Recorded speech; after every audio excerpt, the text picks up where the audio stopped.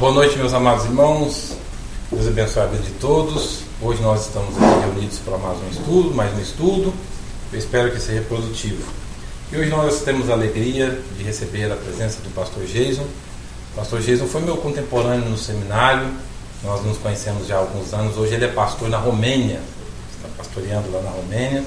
Aí, se algum dia ele quiser compartilhar as experiências dele lá, do trabalho que é difícil, ele tem um convite, já estendeu o convite para ele.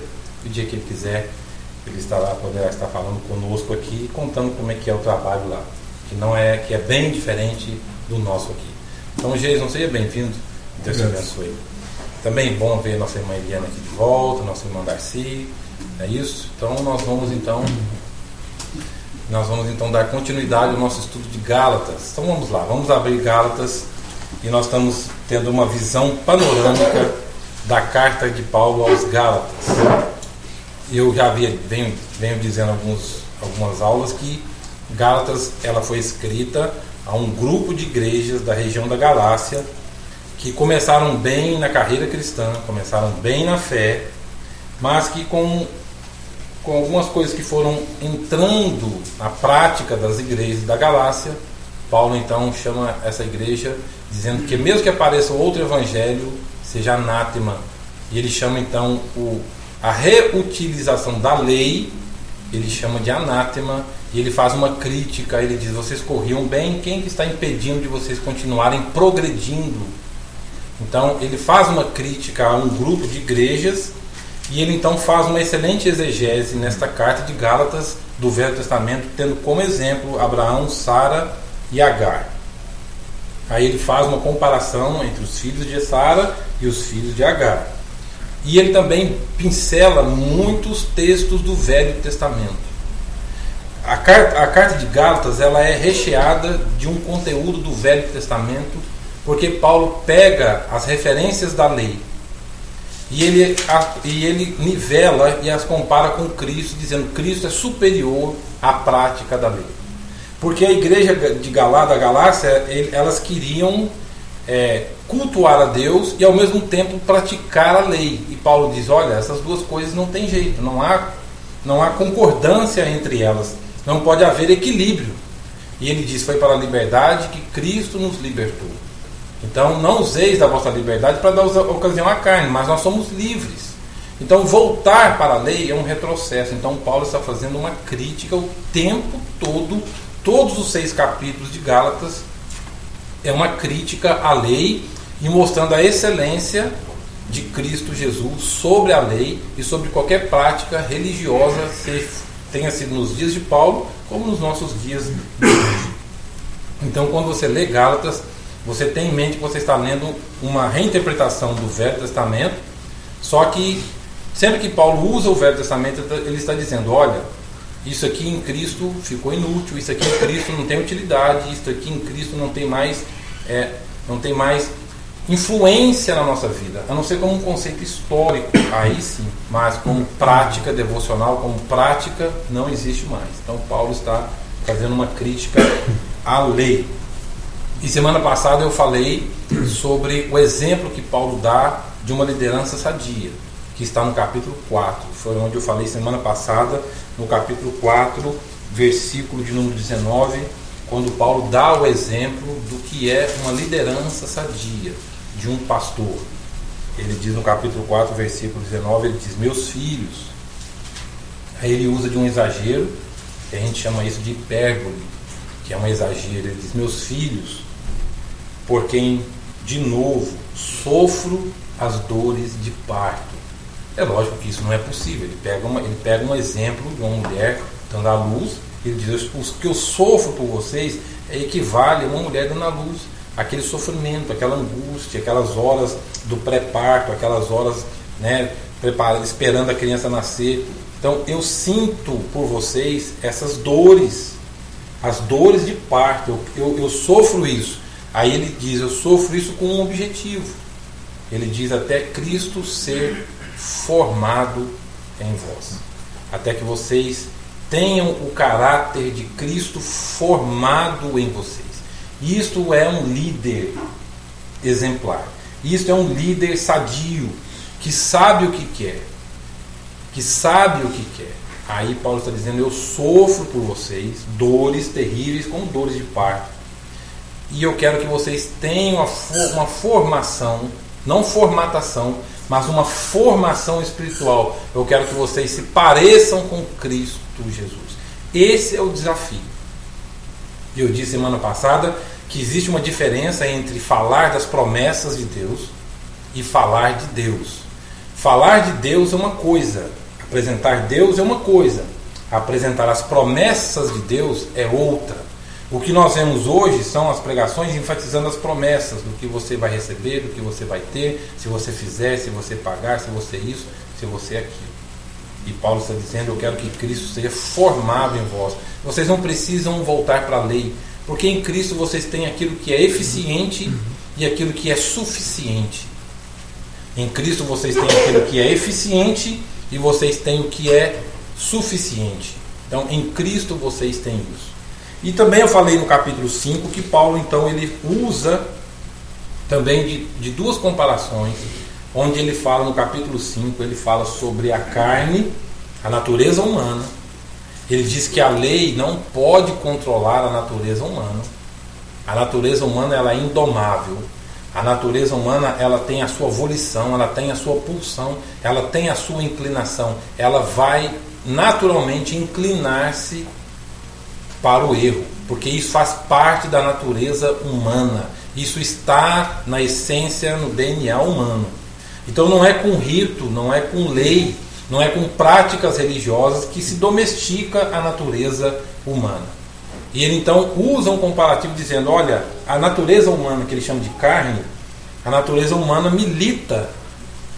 Ele usa um verbo militar, uma expressão militar. Ele diz: a natureza humana, ela milita não é contra si, ela não milita, não é contra a lei, ela não milita, não é contra a religião, ela milita contra o Espírito e o Espírito Santo, e ela milita contra o Espírito e o Espírito contra a carne.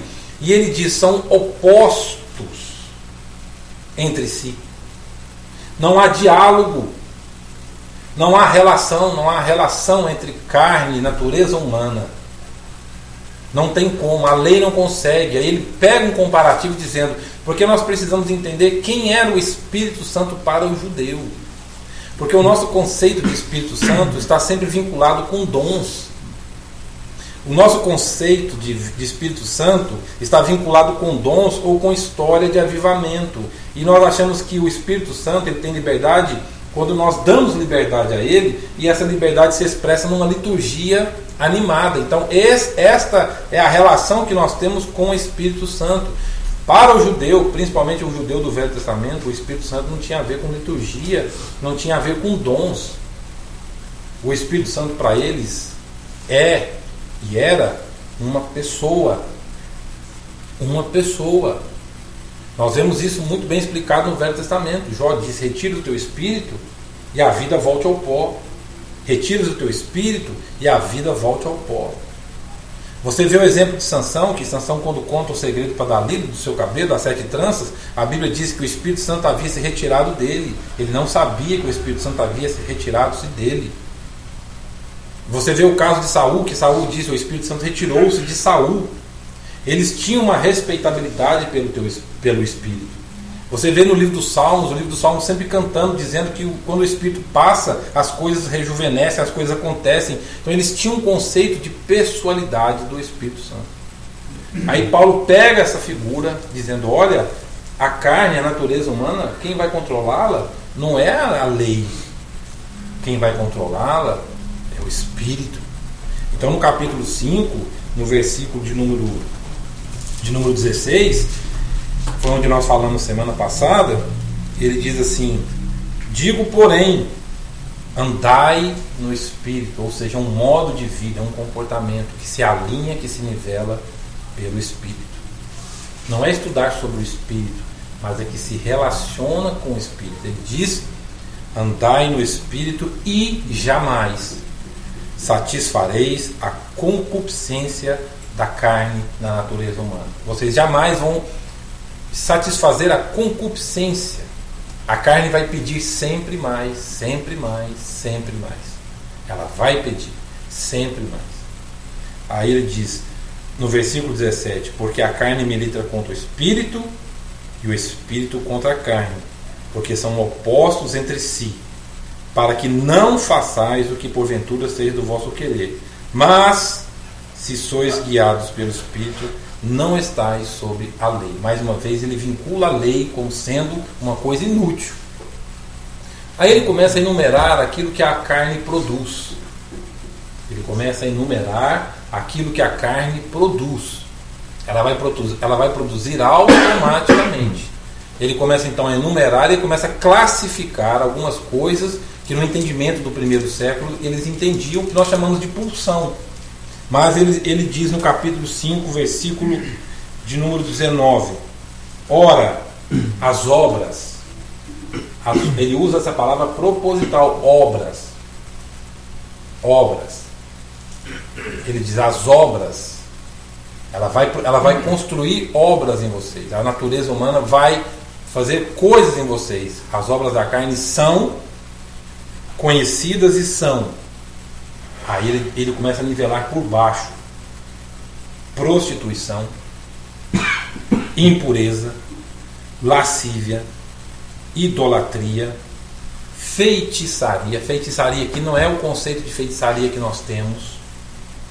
A palavra feitiçaria aqui significa no grego é farmakeia, daí na sua palavra farmácia, que é a farmácia, que era uma pessoa que fazia uso de raízes entorpecentes, fazia esse uso de raízes entorpecentes, aí tinha alucinações. Antigamente nossos avós faziam inalação, você estava resfriado, gripado, cozinhava-se algumas raízes e fazia inalação, lembram disso?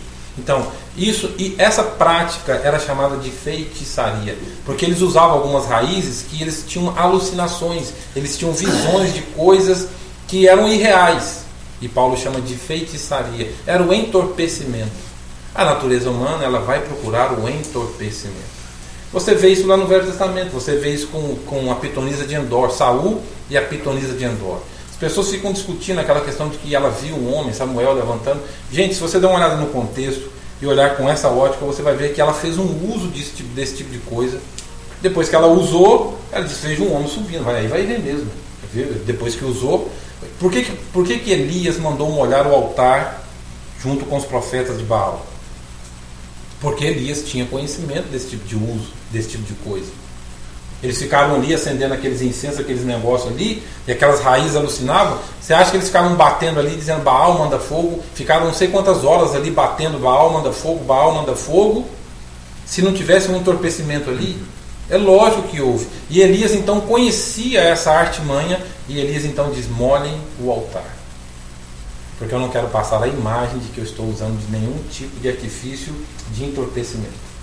Então molhem, e molhou 3 vezes, diz a Bíblia que lambeu o rego que estava em volta do altar, porque Elias tinha conhecimento desse artifício. Era uma prática muito comum. Aí Paulo diz então, feitiçarias, inimizades, ele diz porfias, ciúmes, iras, discórdias, dissensões, facções, invejas, bebedices, glutonarias e coisas semelhantes a estas. E glutonaria, o romano ele tinha uma prática, o Império Romano eles tinham uma prática de que eles comiam, depois eles punham o dedo, punham tudo para fora. Tem um nome isso, como é que chama? Bulimia. Eles faziam isso, depois comiam tudo de novo. Eles iam comer, depois faziam isso. Isso é um estado mental vicioso. Tem pessoas que têm um estado mental vicioso nessa prática. Para isso. Então os romanos tinham isso. E Paulo está dizendo: isso são coisas da carne. Isso são coisas da natureza humana. Agora, como que se vence isso? Como que se vence? Como é que se controla a natureza humana? É com a lei? Não, de forma nenhuma. Paulo diz que se controla isso pelos frutos do Espírito. A figura do fruto para o judeu era muito importante. O judeu, porque fazia parte da cultura da época, aquela questão da agricultura, aquela questão da uva, aquela questão da azeitona, eles tinham essa cultura. dos frutos. Jesus mesmo fez uma coisa quando ele estava entrando no templo, lá em Mateus capítulo 21, que tinha uma figueira, e ele viu que tinha folhas, ele diz, não tem fruto, mas está com a folha, porque vinha primeiro o fruto, depois a folha, e ele estava com fome, olhou e não tinha nada lá, e ele amaldiçoou e ela secou, e aquilo era uma referência a Israel. Aí eles saíram do templo e viram, nossa, ela está seca, e ele disse, assim será com toda árvore que não der fruto. João capítulo 15, eu sou a videira verdadeira e meu pai é o agricultor. Todo ramo que estando em mim não der fruto, o pai corta e lança fora. Vós estáis limpos pela palavra, para que vades e deis fruto. O Salmo 1, bem-aventurado o homem que não anda segundo o conselho dos ímpios, mas nem se assenta na roda dos escarnecedores, é como uma árvore plantada junto a ribeiro de águas, na qual no seu tempo dá o seu fruto, e a sua folhagem não murcha. Então essa ideia de fruto para o judeu era uma coisa muito presente da cultura deles. E Paulo então pega emprestado esse exemplo dizendo, o fruto do Espírito é. Por isso que ele diz no versículo 16, andai no Espírito. É andando no Espírito que vocês serão fecundados pelo Espírito Santo. E ele começa a classificar aquilo que não pode ser apenas tema de música. Ele diz no capítulo 5, mas versículo 22, mas o fruto do Espírito é amor. É o primeiro fruto. Ou seja, o primeiro fruto do Espírito é Deus em nós, porque Deus é amor. Paulo não está falando de sentimento.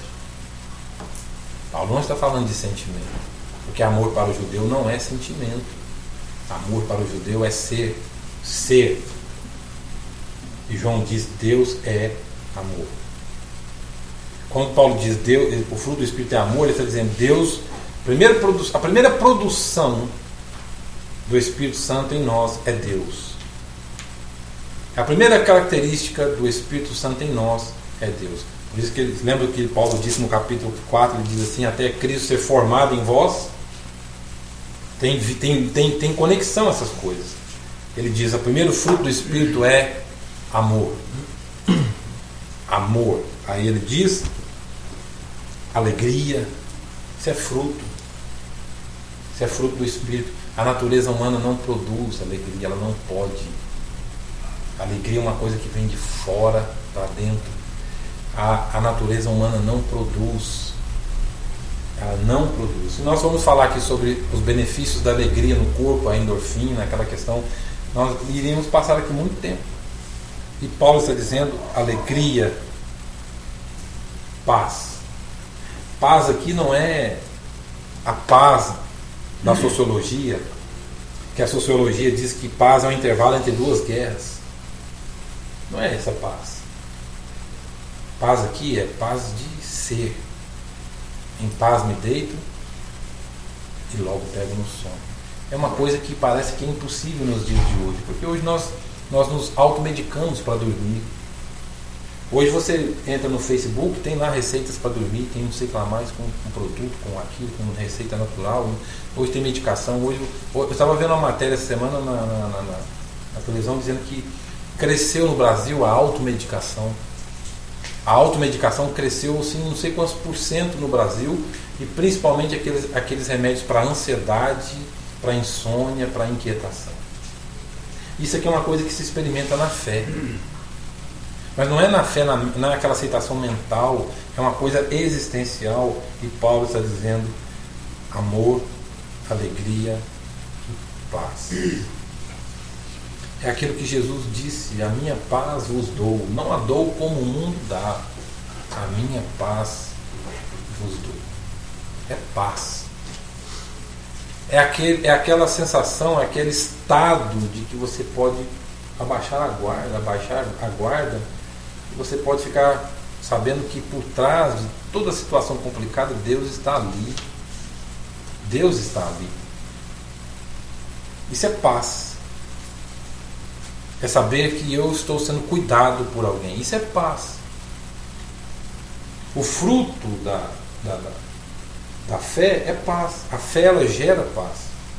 Ela me traz aquilo que Calvino disse, João Calvino, sobre fé e esperança. Que fé é o lugar onde repousa a esperança, e a esperança nutre e sustenta a fé. E Paulo está dizendo o seguinte: olha, vocês vão ter paz. Por que as igrejas estão cheias? No fundo é o que? A busca do ser humano é pelo quê? É por alegria e por paz. Aristóteles, professor de Alexandre o Grande, Aristóteles dizia que a felicidade está entre o equilíbrio entre duas realidades. E Aristóteles, que é considerado como sendo o primeiro psicólogo, Aristóteles dizia que toda busca do ser humano é por paz, por felicidade. A razão de ser do ser humano é por felicidade e por paz. Aristóteles dizia isso 300, 400, quase 500 anos antes de Cristo. A filosofia, se você prestar atenção, todos os filósofos queriam saber o segredo da felicidade. Nietzsche dizia isso sobre felicidade, querendo saber da alegria.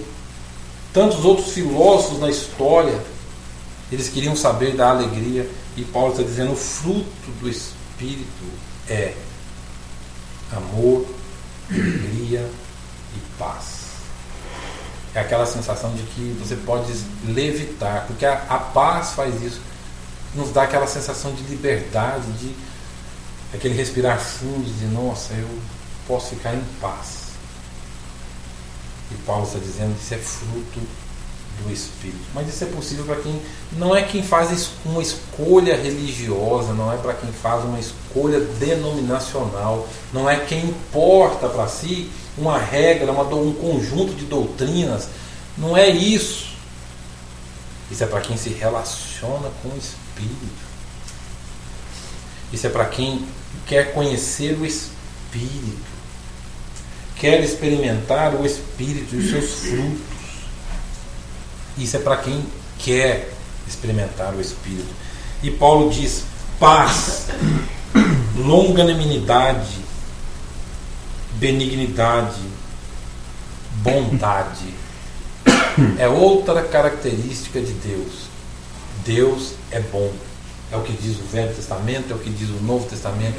Deus é bom. Bondade não é filantropia aqui. Não é filantropia. A bondade aqui é de ser uma pessoa boa. Não é uma pessoa que faz assistência social. Amém pela assistência social e por quem a faz. Mas é ser uma pessoa boa, agradável, boa, ser bom. Ele diz bondade, fidelidade. Fidelidade. O que nós pedimos nas nossas relações? Seja de namoro, casamento, amizade, família, emprego, trabalho. O que nós pedimos? Fidelidade. Isso é fruto do Espírito. Não tem jeito. E ele continua dizendo mansidão. Mansidão. Aí ele diz domínio próprio. Isto aqui, Sócrates disse: conheça a ti mesmo. Essa frase de Sócrates é uma das mais inteligentes ditas na humanidade. Conheça a ti mesmo. E aí você vê Paulo dizendo domínio próprio. É aquela pessoa que tem autocontrole. Ela se sabe. Ela sabe das suas limitações, ela sabe da sua potência, ela sabe do que é. Ela não é insegura, porque ela tem domínio próprio. Se ela é desafiada a fazer uma coisa que ela nunca fez, ela não vai recuar, não vai amedrontar, porque ela, mesmo sabendo que não é capaz, ela vai se profissionalizar, ela vai estudar, ela vai procurar saber, ela vai adquirir conhecimento, ela vai evoluir, porque ela tem domínio próprio. Se nós soubéssemos o valor e a importância do domínio próprio, nós estaremos bem melhores como seres humanos. Não digo nem como membros de igreja, como seres, como pessoas. E Paulo diz domínio próprio. Aí ele faz um acréscimo: contra estas coisas não há lei. Aí no versículo 24: e os que são, aí tem a ver com ser, e os que são de Cristo Jesus crucificaram a carne com as suas paixões e concupiscências. Aí ele termina no versículo 25: se vivemos no Espírito, andemos no Espírito. Aqueles que são de Cristo Jesus. O fruto todo o arcabouço dos frutos do Espírito me leva a um resultado: ser de Cristo Jesus. E aqueles que são de Cristo Jesus crucificaram. Paulo não está dizendo se automedicaram, mortificaram, não. Crucificaram. Paulo está dizendo que o lugar para a cura do ser humano é a cruz. Que não é o símbolo do 24 de Natal, que é negócio do nascimento, depois tem lá a questão da Páscoa. Vai muito mais além. Ele está dizendo a cura para o ser humano está na cruz. Lá é o nosso lugar de esconderijo. É a cruz. Ele está dizendo aqueles que são de Cristo, eles crucificaram a carne com as suas paixões. O grego tinha pavor dessa palavra. Assim como os estoicos tinham pavor da palavra esperança, o grego tinha medo da palavra paixão. Por causa da paixão nasceu a palavra patologia, que é chamada de doença. Para o grego, paixão era doença. Por isso que Paulo diz paixões. Não foi por acaso, ele pincelou isso proposital. Ele está falando para um grupo de igrejas gregas, bem como as suas paixões, que escolheram praticar a lei para tentar mortificar. E Paulo está dizendo: vocês vão apenas dar um sonífero para a carne, mas um dia ela acorda. Com a lei vocês vão apenas fazê-la, é uma canção de ninar, mas ela vai acordar com fome mais cedo ou mais tarde. A solução para a natureza humana, para a pulsão, é quando você crucifica a carne. É o que Paulo diz: longe de mim esteja gloriar-me senão na cruz. Ele diz no capítulo 6, ele dá o exemplo pessoal. Ele diz no capítulo 6, versículo 14: mas longe esteja de mim gloriar-me senão na cruz de nosso Senhor Jesus Cristo, pela qual o mundo está crucificado para mim e eu para o mundo. Aí ele faz uma crítica mais uma vez à lei. No versículo 15 ele diz: pois nem a circuncisão é coisa alguma, nem a incircuncisão. Vocês estão batendo cabeça para a circuncisão e incircuncisão? Ele está dizendo: nem uma coisa nem outra, mas o ser nova criatura. É a cruz que faz uma nova criatura. A religião me dá uma nova denominação. A religião nos dá uma nova doutrina. A religião nos dá uma nova prática religiosa. A cruz dá uma nova criatura, um novo ser. E isso aqui em Gálatas era muito forte para Paulo, porque Paulo está mostrando a nossa realidade existencial e a nossa realidade espiritual. Paulo está dizendo a nossa realidade existencial no capítulo 5, as obras da carne são. Isso é existencial, isso é horizontal. O pecado trouxe dois problemas para nós: o problema horizontal, existencial, mas também ele criou um problema vertical, espiritual. Porque a carne não apenas nos faz perder o autocontrole, mas a carne também nos fez perder a relação com Deus. Além de perdermos a nossa relação conosco mesmo, que ele chama ira, que ele chama de gritaria, que ele chama dessas coisas, ela fez perder a relação, inimizades. A carne nos fez perder relação com o próximo. Mas o pior é que ela também gerou outro filho. Outra filha, a nossa relação quebrada com Deus. Com Deus. Aí aqui no capítulo de número 3, Paulo fala sobre uma coisa importante que eu quero que você preste atenção. Agora ele está falando da nossa realidade espiritual. Da nossa realidade espiritual. No capítulo 3, versículo 11 em diante. E é evidente, Gálatas capítulo 3, versículo 11. E é evidente que, aí de novo ele toca no assunto, pela lei, ninguém é justificado diante de Deus. O que é justificado? Ele está repetindo Romanos capítulo 5, justificados, pois, mediante a fé. O que é justificado? O que é justificado? Isso aqui é uma linguagem forense. É uma linguagem quando eu digo da lei, não é da lei judaica, é da lei romana. É lei. Ele está dizendo justificado, essa palavra significa, legalmente falando, de acordo com a lei, nós fomos declarados inocentes. Nós não temos culpa mais. É isso que Paulo está dizendo. Por isso que ele diz no versículo de número 11: é evidente que pela lei, pelo rito religioso, ninguém é justificado diante de Deus. Porque aí ele pincela um exemplo de Abacuque capítulo 3, versículo 22. Lembre-se que Paulo está sempre pincelando o Velho Testamento. Ele pincela e traz e nivela por baixo.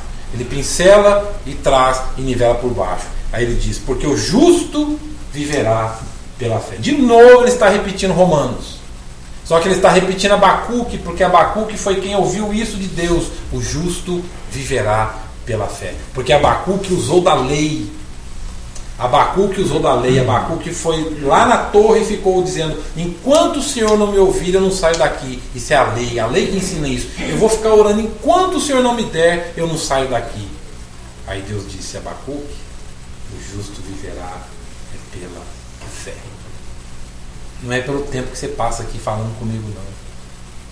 Eu não vou te dar resposta de nada, Abacuque. Você vai ficar vivendo pela fé, pela interrogação, porque fé, ela é saber, é ficar nesse limbo. Aí ele entra no capítulo 4 e diz: ainda que a figueira não floresça e a vide não deu seu fruto, eu todavia espero no Senhor. Isso é viver pela fé. É ouvir não de Deus. É aquilo que o professor Joy disse para nós no seminário. Lembrei da frase do professor Joy, que era nosso professor de grego, dizia: bem-aventurado aquele homem que ouve de Deus não, infeliz o homem que ouve de Deus o sim. Bem-aventurado o homem que ouve de Deus de vez em quando o não, infeliz do homem que ouve de vez em quando o sim de Deus. Às vezes o não para nós nos faz bem. E Paulo está dizendo: pela lei ninguém é justificado. Aí ele diz: o justo viverá pela fé. Ora, versículo 12: a lei não procede da fé, mas aquele que observar os seus preceitos, por eles viverá. Aí Paulo diz uma coisa aqui que é importantíssima em toda a carta. Versículo 13: porque Cristo nos resgatou da maldição da lei. Cristo nos resgatou da maldição da lei. Preste atenção no que o versículo está dizendo. Passa um lápis em volta desse versículo. Passa um lápis aí, faz uma seta, faz qualquer coisa para você nunca mais esquecer desse versículo aí. O versículo 13 do capítulo 3.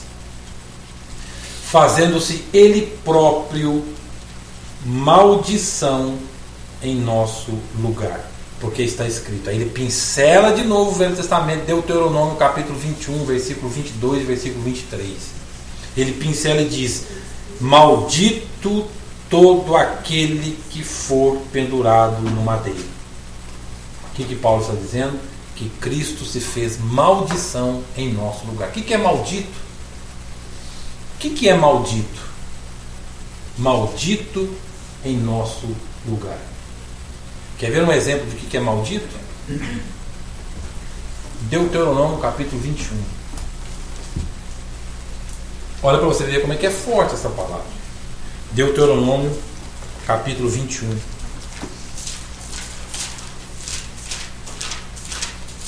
que é o último livro de Moisés do Pentateuco. Deuteronômio capítulo 21.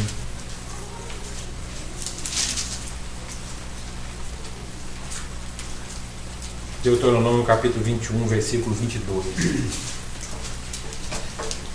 Essa expressão se, você pode colocar do lado uma vez que, porque não dá a entender de uma possibilidade. Então, coloque aí uma vez que. Então, uma vez que alguém houver pecado, então não é se de possibilidade. Ele está dizendo se. Deuteronômio 21, versículo 22. Se alguém houver pecado passível da pena de morte, preste atenção, passível da pena de morte, e tiver sido morto, e o pendurares num madeiro, versículo 23, o seu cadáver não permanecerá no madeiro durante a noite, mas certamente o enterrarás no mesmo dia, porquanto o que for pendurado no madeiro é maldito de Deus. É maldito de Deus. Assim não contaminarás a terra do Senhor teu Deus te dá em herança. Maldito de Deus. O que Paulo está dizendo? Jesus teve que passar por essa humilhação, se tornando maldito de Deus em nosso lugar. Aí vocês voltam para a lei, vocês estão anulando a cruz de Cristo. Vocês estão insignificando a cruz de Cristo.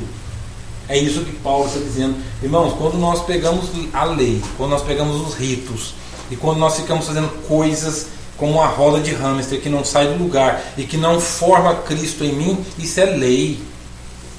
E nós estamos insignificando a cruz de Cristo. Isso é ignorância. Por isso que Paulo diz: andai no Espírito. Andar no Espírito não é ficar gritando e caindo e ficar... Isso não é andar no Espírito. Andar no Espírito é fazer com que eu pareça com Cristo, amor. E mexe na minha essência. Essência produz alegria, produz uma vida que vale a pena. É alegria. Alegria não é ficar rindo o tempo todo. Alegria não é isso. Mas é um ser alegre. É o que Paulo disse: alegrai-vos sempre no Senhor. Outra vez vos digo, alegrai-vos. É um imperativo. Porque a alegria é uma característica da divindade de Deus. Porque Deus é um ser alegre. Deus é um ser alegre. A Bíblia diz: a alegria do Senhor é a nossa força. Deus é um ser alegre. E Paulo está dizendo: olha, vocês voltarem à prática da lei, vocês estão insignificando o que Cristo fez, e Cristo se tornou maldito em nosso lugar. Porque ele diz: maldito de Deus. Então ele está falando da nossa realidade existencial e da nossa realidade espiritual. A lei não pode nos ajudar espiritualmente, pelo contrário, ela insignifica o que Cristo fez, se é que é possível. E Paulo está dizendo: maldito aquele que for pendurado no madeiro. Não tem jeito de lermos Gálatas sem conhecer o Velho Testamento. Você lê Gálatas, você vai ver que sempre tem aquelas referências aqui no pé, ó, cheio de referências do Velho Testamento. Leia Gálatas e vá nas referências para você entender o que Paulo está dizendo. Essa carta é uma carta muito séria, muito madura. Essa carta é para pessoas que querem mudança de vida, que querem mudança de mente, que querem dizer: eu quero me melhorar, que dizem: eu quero melhorar como indivíduo, como ser, como pessoa. Quer se melhorar como pessoa? Leia Gálatas. Não é decorar, é ler e comparar os textos e pensar nessas frases que Paulo usa, nos substantivos, nos adjetivos que Paulo usa, dizendo amor, alegria. São coisas que o ser humano precisa. Isso é uma necessidade existencial. Mas também a carta de Gálatas nos ensina a parecer com Cristo, até Cristo ser formado em nós. E ele diz no capítulo 3 de Gálatas, voltando para lá para mim terminar: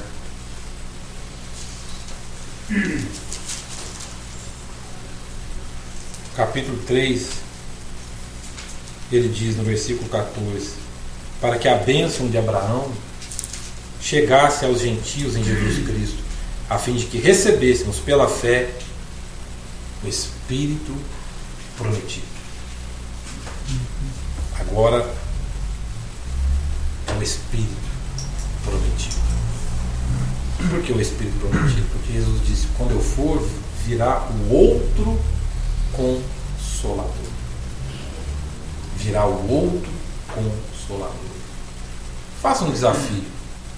Pesquise sobre quem é o Espírito Santo no Velho Testamento, para você ver quem é o Espírito Santo.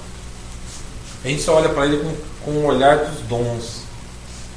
Mas dá uma pesquisada, tenha essa curiosidade, pesquise sobre o Espírito Santo no Velho Testamento. As influências, as participações, as interferências do Espírito Santo em momentos decisivos.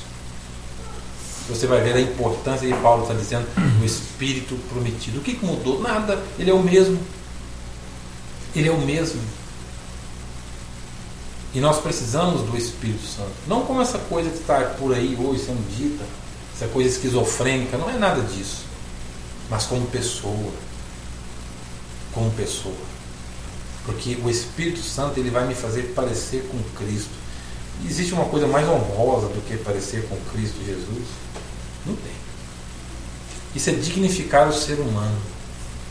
É aquilo que João diz: convém que ele cresça e eu diminua. Hoje nós estamos vivendo uma época de uma falta de personalidade muito grande. As pessoas não estão tendo personalidade, não estão sabendo mais quem são, estão trocando de posições, de valores. Hoje está todo mundo assim. Hoje ninguém sabe mais quem é quem. Hoje existe essa polivalência de personalidade, não tem uma definida. E o Espírito Santo nos faz parecer com Cristo. É aquilo que Paulo diz em Efésios, a estatura. A estatura que faz com que a gente cresça e a gente se torne uma pessoa que tenha uma autorreferência, domínio próprio. Que Deus nos abençoe. Deus abençoe nossos irmãos do Face, nossos irmãos que estão nos vendo online. Pense nisso. Leia sobre o Espírito Santo. Não para buscar dom de revelação, dom de línguas, esqueçam isso. Quando digo esqueçam, não estou dizendo que isso não. Eu estou dizendo, busque aquilo que é essencial do Espírito, que é amor. Aquilo que Paulo diz em Corinto: ainda que eu fale a língua dos anjos, ainda que eu tenha o dom de ajudar o mundo, ainda que eu tenha o dom de acabar com a pobreza do mundo, se não tiver amor, de nada me valerá. E Paulo diz: olha, de todos a profecia, o dom, não sei o que lá mais, o amor é o maior. O amor é o maior, que é o primeiro fruto do Espírito. E amor não é sentimento, amor é decisão, porque Deus decidiu nos amar. Ele é fiel. Se diz, eu vi escrito atrás de um carro: Deus é fiel. E eu pensei: Deus é fiel. Ele é fiel a quem? A quem que ele é fiel? Ele é fiel a ele próprio. Não é a mim nem a você. Reverbera em mim e em você, mas ele é fiel a si próprio, a ele próprio, porque ele jurou que não deixaria de nos amar. E Paulo diz que é um dos frutos do Espírito: fidelidade. Aquilo que é característica de Deus será característica em nós. Será característica em nós. Mas é para aqueles que andam. Se vivemos no Espírito, andemos também no Espírito. Vamos colocar de pé e vamos orar. Vamos orar, pedir ao pastor Jason que venha aqui, pastor, para que as pessoas te conheçam. Meu amigo Jason, pastor Jason, ele vai orar por nós. Bom tê-lo aqui, viu? Muito obrigado pela sua presença aqui. Deus abençoe. Ore. Senhor, nós humildemente nos colocamos na Tua presença e confessamos o nosso pecado, de que nós, por muitas vezes, tentamos pela lei vencer a nossa carne. Tentamos por hábitos nossos, Pai amado, no dia a dia, vencer as nossas lutas e nos esquecemos de recorrer ao socorro do Teu Espírito Santo. Amém. Ajuda-nos a nos lembremos sempre que não é por obras da lei, não é por nossas próprias obras que nós venceremos o mal que habita em nós, o pecado que habita em nós. Antes, é pelo Teu Espírito Santo, porque é o Senhor quem nos santifica. Ajuda-nos a dependermos completamente de Ti e dependermos completamente da Tua graça e dar-nos a humildade, ajuda-nos a sermos humildes e reconhecermos que nós, por nós mesmos, nada podemos, senão tão somente pelo Senhor. Ajuda-nos, ó Pai, a viver a inteireza da fé, a inteireza, Pai amado, do cristianismo e a inteireza da obra que Cristo fez em nossos corações, para a Tua glória e para o Teu louvor por Cristo Jesus.